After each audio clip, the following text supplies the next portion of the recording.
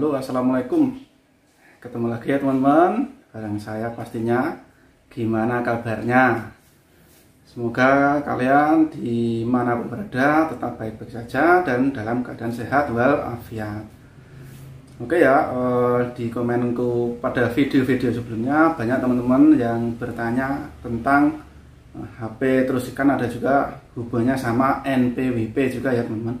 Jadi NPWP itu adalah nomor wajib pajak. Jadi setiap bulan kita melaporkan penghasilan kita dan kita bayar pajak ke negara ataupun pemerintah. Jadi kita kalau sudah punya itu bentuknya dapat kartu seperti ini ya. Jadi seperti ini.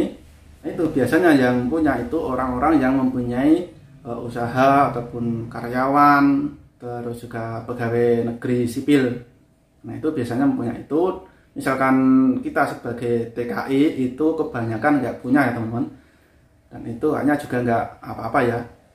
Dan aku sendiri mempunyai NPWP itu baru sekitar 1 bulan ya. Jadi pas di rumah membutuhkan NPWP karena ada keperluan, jadinya aku membuat NPWP. Misalkan kita mempunyai NPWP, kita juga akan dipermudah dalam urus-urusan nanti di Indonesia ya, seperti mau utang di bank itu kalau punya NPWP itu juga mudah, ataupun ngurus apa sekarang itu dikit-dikit juga membutuhkan NPWP.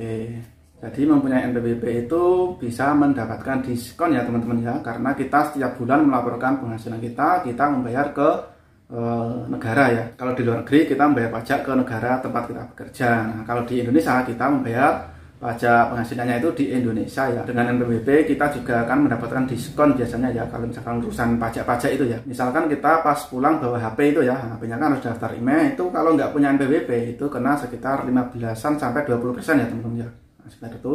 Kalau punya NPWP itu cuma 10%. Nah, jadi seperti itu. Dan juga banyak teman-teman yang DM ataupun inbox tentang surat PCR ataupun rapid test dari luar negeri. Nah, kalau rapid test dari luar negeri itu nanti di Jakarta tetap di karantina ya teman-teman ya. Jadi usahakan tetap pakai yang PCR ataupun swab ya. Kalaupun rapid test itu nanti tetap di karantina. Kita tes PCR walaupun di kertasnya itu nggak ada tulisan PCR dan bukan dalam bahasa Inggris, nah itu kita kadang juga dianggap belum melakukan tes ya teman-teman ya. Dan masa berlakunya itu cuma 7 hari ya. Jadi kalau misalkan mau bikin jangan terlalu jauh dari hari keberangkatan ataupun terlalu mepet. Nah, itu kalau bisa ya di tengah-tengah ya, 5 hari ataupun 4 hari sebelum keberangkatan. Dan saat ini ada kabar baik dan juga kabar yang tidak baik tentang pengiriman TKI ya teman-teman ya. Nah, kabar baiknya yaitu udah mulai ada pemberangkatan untuk bulan ini. Nah, kabar buruknya itu Indonesia menyetop pengiriman ke luar negeri. Nah, jadi apakah benar begitu? Nah, salah satunya yang ramai itu kemarin itu kan tentang pengiriman ke Taiwan ya teman-teman. Jadi ke Taiwan ini sudah ada pengiriman, tapi saat ini di stop ya teman-teman. Jadi pihak Taiwan itu nggak mau ngambil Indonesia. Jadi beritanya seperti itu.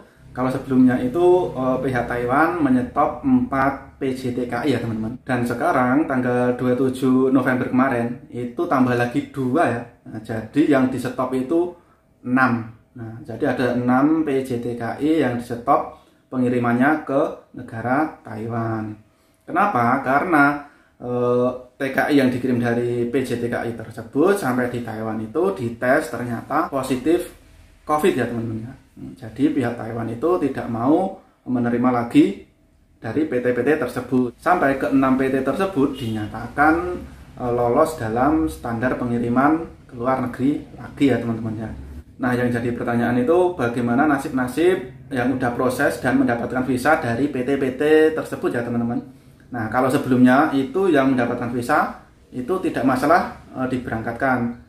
Tetapi kemarin ini benar-benar di stop dari itu. Jadi walaupun visanya turun, infonya terbaru itu tidak diberangkatkan dulu ataupun ditunda sampai keputusan selanjutnya ya. Jadi yang benar itu pihak Taiwan itu tidak menyetop pengiriman dari Indonesia ya teman-teman. Nah untuk saat ini cuma menunda untuk ke-6 PJTKI tersebut. Nah untuk selanjutnya kita juga belum tahu. Tapi untuk sementara cuma baru menyetop untuk PJTKI itu aja ya. Misalkan nanti kejadiannya seperti ini terus, yang dikirim itu ternyata positif COVID, Nah, itu yang dikhawatirkan nanti benar-benar menyetop dari Indonesia ya teman-teman ya. Semoga pandemi ini cepat berlalu dan bisa normal seperti dulu lagi ya teman-teman ya.